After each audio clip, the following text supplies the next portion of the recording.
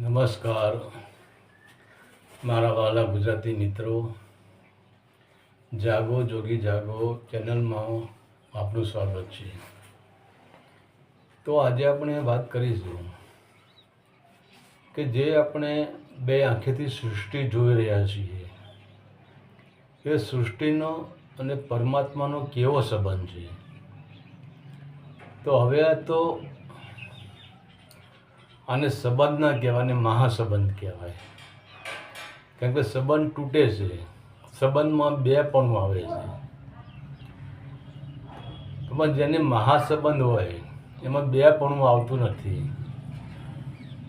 તો ભૌતિક જગતમાં આપણે જે કાર્ય કરીએ છીએ, આપણે જે કલાકારી કરીએ છીએ, આપણે જે ઉત્પત્તિ કરીએ છીએ કે પછી આપણે જે કોઈ પણ પ્રકારની રચના કરીએ છીએ તે એકથી બનતું નથી, તેના માટે બેની જરૂર પડે છે।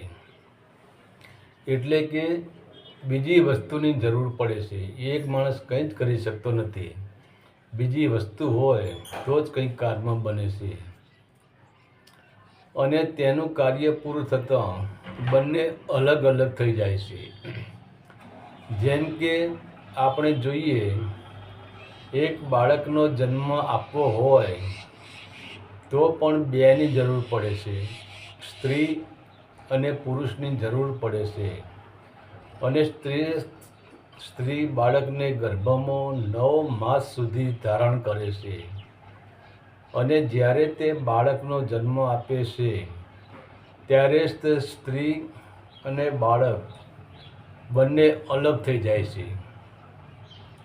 એવી જ રીતે એક ચિત્રકાર ચિત્ર બનાવે છે, એક મૂર્તિ ઘડવાવાળો મૂર્તિ બનાવે છે, તો જ્યારે ચિત્ર તૈયાર થઈ જાય છે ત્યારે ચિત્રકાર અને ચિત્ર અલગ થઈ જાય છે, મૂર્તિ ઘડવાવાળો અને મૂર્તિ પણ અલગ થઈ જાય છે। પરંતુ પરમાત્માએ જે બનાવ્યું છે તેમાં બીજાની જરૂર પડતી નથી અને તેને આ પૂરું અસ્તિત્વ બનાવીને પણ તેનાથી અલગ પરમાત્મા થયા નથી, કેમ કે બનાવવાવાળો જ તેના બનાવેલા અસ્તિત્વમાં છુપાઈ ગયો છે। એટલે કે કર્તા પોતે જ કૃત્યમાં સમાઈ ગયા છે। જેવી રીતે દૂધમાં ઘી હોવા છતાં પણ દેખાઈ દેતું નથી અને તમે દૂધથી દીવો પ્રગટ કરો તો તે દૂધથી દીવો પ્રગટ થતો નથી, પરંતુ જ્યારે તમે એ જ દૂધનું મંથન કરો અને તેમાંથી ઘીને શોધી કાઢો ત્યારે જ તે શુદ્ધ ઘીના દર્શન થાય છે અને એ જ ઘીથી તમારા ઘરમાં જ્યોત પ્રગટી ઉઠે છે અને એ જ જ્યોતિ તમારા ઘરમાં રહેલા અનંત જન્મના અંધકારને હટાવી દઈને તમારા ઘરમાં પ્રકાશ ભરી દેશે અને એ જ પ્રકાશ તમને નિર્ભય કરી દેશે। તો એવી જ રીતે પરમાત્મા જેમ દૂધમાં ઘી રમી રહ્યું છે, એવી જ રીતે પરમાત્મા સૃષ્ટિમાં રમી રહ્યા છે। એટલે જ આપણા સંતોએ પરમાત્માને નટરાજ પણ કહ્યા છે અને નટરાજની મૂર્તિ પણ બનાવી છે। તો સંતના મત પ્રમાણે નટરાજ એટલે કે નૃત્ય કરનાર। તો આપણે જોઈએ છીએ કે જે મનુષ્ય નૃત્ય કરતો હોય છે તો તે નૃત્ય તેના અંદરથી જ ઉપડતું હોય છે, પરંતુ જે મનુષ્યના અંદરથી નૃત્ય ન ઉપડતું હોય તેની સામે તમે ગમે એટલું નૃત્યનું સંગીતના સૂર લહેરાવો તો પણ તે નૃત્ય કરી શકતો નથી અને તમે કોઈ દિવસ નૃત્યને અને નૃત્યકારને અલગ કરી શકતા જ નથી। જો તમે નૃત્યકારને એમ કહો કે તું બેસી જા, અમારે તારી જરૂર નથી, અમારે તો ફક્ત તારું નૃત્ય જ જોવું છે. તો નૃત્યકાર જો બેસી જાય તો નૃત્ય પણ ખોવાઈ જાય છે. તો જેમ નૃત્યકાર વગર નૃત્ય અશક્ય છે, કેમ કે નૃત્યકાર નૃત્યથી અલગ થઈ શકતો નથી, એવી જ રીતે પરમાત્મા સૃષ્ટિથી અલગ થઈ શકતા નથી, કેમ કે સૃષ્ટિ એ જ પરમાત્માનું નૃત્ય છે. તો પરમાત્મા અને સૃષ્ટિને નૃત્યકાર જેવો સંબંધ છે. અને જેમ નૃત્યકારના નૃત્યથી તેનું આખું શરીર ડોલી રહ્યું છે, એવી જ રીતે પરમાત્માના નૃત્યથી પૂરી સૃષ્ટિ નાચી રહી છે.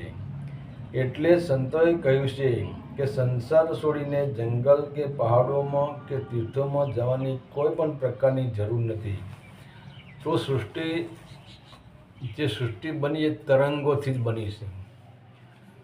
સૃષ્ટિનો પૂરેપૂરો આધાર તરંગો છે. કે નૃત્યમાં તમે જો જે મનુષ્ય નૃત્ય કરતો હોય એનું આખું શરીર ડોલતું હોય, એના શરીરમાંથી તરંગો નીકળતા હોય, પણ આપણે એના શરીરને હલતું ચલતું જોઈ શકીએ છીએ, પણ એના તરંગોને આપણે જોઈ શકતા નથી. તો તરંગ વગર નૃત્ય અશક્ય છે.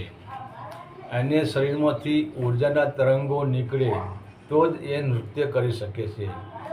એમ પરમાત્માની ઉર્જાના જે તરંગો જે સૃષ્ટિને ચલાવી રહ્યા છે, જે પરમાત્મા, એટલે જ પરમાત્માને નૃત્યકાર કહેવાય છે. કે પરમાત્માના જે તરંગો નીકળે છે, આપણે જોઈએ કે આપણે તળાવ વચ્ચે પથ્થર નાખીએ તો જ્યાં પથ્થર પડ્યો છે ત્યાંથી તરંગ ઉત્પન્ન થશે, પણ એ તરંગ ક્ષણિક તરંગો છે, કિનારે આવીને તૂટી જાય છે. પણ પરમાત્માના જે તરંગો છે, અને વિજ્ઞાને પણ જાહેર કરી દીધું છે કે સમસ્ત બ્રહ્માંડ, આ સૃષ્ટિ તરંગોથી જ ચાલી રહી છે. આપણે એના વિશે અલગથી વિડીયો બનાવીશું કે તરંગોને તમને સમજાવશું કે તરંગોની ઉત્પત્તિ શું છે અને તરંગો સર્જન કેવી રીતે કરે છે. તો તરંગ એ જ નૃત્ય છે, અને એટલે જ આપણે નૃત્યકાર કહ્યો છે. તો જ્યાં અને આના તરંગોને આપણે શું કહીએ છીએ? અણુમાં પરમાત્મા સમાઈ રહ્યો છે. તો પછી આને શોધવાની ક્યાં જરૂર છે? આ તરંગો, પરમાત્માના નૃત્યના તરંગો કોઈ જંગલોમાં છુપાઈને બેઠા નથી, પહાડોમાં છુપાઈને બેઠા નથી, તીર્થ સ્થાનોમાં છુપાઈને બેઠા નથી, વૈકુંઠમાં છુપાઈને બેઠા નથી, સ્વર્ગ લોકમાં પણ છુપાઈને બેઠા નથી, કે કૈલાસ પર્વત ઉપર પણ નથી બેઠા. કે પરમાત્મા કોઈ વ્યક્તિ જ નથી. પરમાત્મા એક તરંગ છે, એટલે આને આપણે શક્તિ કહીએ છીએ. જેમ આપણે જો કે વિદ્યુતના તરંગ, આપણે વિજ્ઞાન ભણ્યા હોય તમને તો ખ્યાલ આવે, વિજ્ઞાનમાં વિદ્યુત તરંગનો આખો પાઠ આવે છે. તો વિદ્યુતના તરંગથી જ આપણા યંત્રો છે, એ તમામ પ્રકારના યંત્રો વિદ્યુતના તરંગથી જ ચાલે છે. અને એવી જ રીતે આ સૃષ્ટિ પણ પરમાત્માના તરંગથી જ ચાલે છે. તો પરમાત્મા કોઈ વ્યક્તિ નથી. તો પરમાત્મા એક મહાન શક્તિ છે, અને એ પોતે જ નટરાજ છે. અને એના નૃત્યમાંથી જ આપણે કલ્પના કરો, પરમાત્માએ આપણા માઇન્ડમાં 700 સેલ આપ્યા છે. તમે કોઈને તમે આનંદિત જોશો ને, આનંદિત, કોઈના દીકરાના લગ્ન હોય, કોઈની દીકરીના લગ્ન હોય, કોઈને વળી ખજાનો મળી ગયો હોય, ઘણા બધા આનંદ તો ઘણી બધી સંસારમાં છે, પણ મારું ક્ષણિક આનંદ છે. પણ તમે કોઈને આનંદમાં જુઓ ને, કોઈ પુરુષને, ભલે પછી એ યુવા હોય કે વૃદ્ધ હોય, કોઈ પણ હોય, પણ તમે એને આનંદમાં જોશો ને, તમને એવું લાગશે કે આનંદથી તરંગ નીકળી રહ્યા છે. તમને એ ખીલેલા ફૂલ જેવો લાગશે. ભલે વૃદ્ધાવસ્થાનો વાળો પુરુષ હોય, પણ એના ચહેરા પર આનંદ હશે, એના ચહેરા પર મુસ્કાન હશે, એના ચહેરા પર ખીલેલા ફૂલ જેવી લાલી હશે.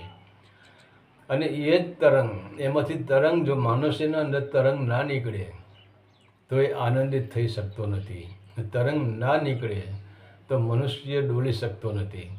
આપણે જેમ એક ઘંટ વગાડીએ છીએ, અને ઘંટ વગાડીને એને છોડી દઈએ છીએ, તો પછી એના જે તરંગો હોય છે એ તરંગો પણ આપણા કાને એનો અવાજ આવે છે. એવી જ રીતે પરમાત્મા તરંગ રૂપી જ રમી રહ્યો છે અને તરંગ એ જ નૃત્ય છે પરમાત્માનું. તો હવે નૃત્ય અને નૃત્યકાર બંને જેમ અલગ થઈ શકતા નથી, એવી જ રીતે પરમાત્મા એ નૃત્યકાર છે અને સૃષ્ટિ એનું નૃત્ય છે. તો પછી અલગ કેવી રીતે થઈ શકે? તો પરમાત્માને અને સૃષ્ટિને નટરાજનો સંબંધ છે, નૃત્યકાર અને નૃત્યનો સંબંધ છે. હરિ ઓમ તત્સત. આદેશના પ્રણામ.